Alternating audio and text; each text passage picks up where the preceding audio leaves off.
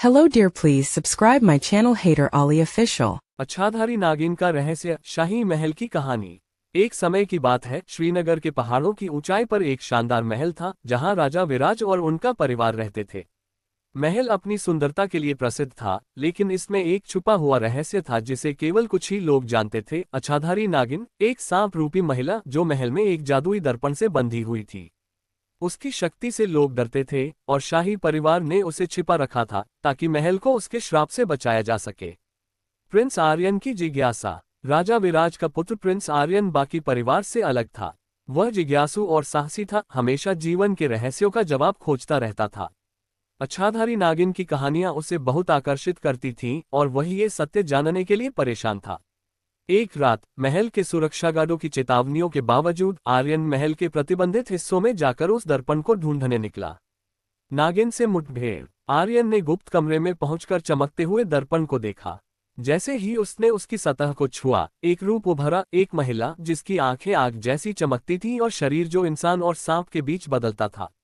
अच्छाधारी नागिन ने शक्तिशाली आवाज में कहा, तुमने मेरा रहस्य जान लिया है राजकुमार, अब तुम इसके परिणाम भुगतोगे। इच्छा शक्ति की लड़ाई। आर्यन थोड़ी देर के लिए डर गया, लेकिन उसने अपने पूर्वजों की कहानियां याद की जो अंधकार को हराने की शक्ति रखती थीं। उसने अपनी तलवार निकाली और कहा, मैं डर से नहीं बल्कि साहस से लड़ूंगा। मेरा साहस ही मेरी ताकत है। नागिन ने अपनी काली जादू से उससे भ्रमित करने की कोशिश की, लेकिन आर्यन ने अपनी आंतरिक शक्ति पर ध्यान केंद्रित किया और किसी भी भ्रम में नहीं पड़ा। उसने नागिन के जादू का मुकाबला किया और अपनी दृढ़ता के साथ आगे बढ़ता रहा।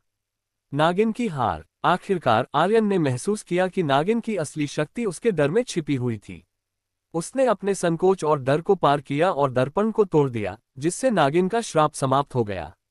नागिन का जादू गायब हो गया और उसका रूप धूल में बदलकर मिट गया। नई शुरुआत। नागिन की हार के साथ महल अब शांति और उजाले से भर गया।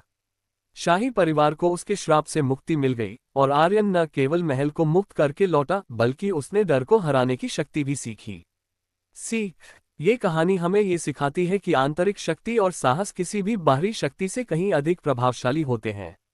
जैसे आर्यन ने अपने डर को हराया, वैसे ही हमें अपनी जिंदगी की समस्याओं से जूझने के लिए अपनी आंतरिक ताकत का इस्तेमाल करना चाहिए। अगर आपको ये कहानी प्रेरणादायक लगी हो तो लाइक, शेयर और कमेंट करें कि आप कौन से डर को आज हराना चाहते हैं।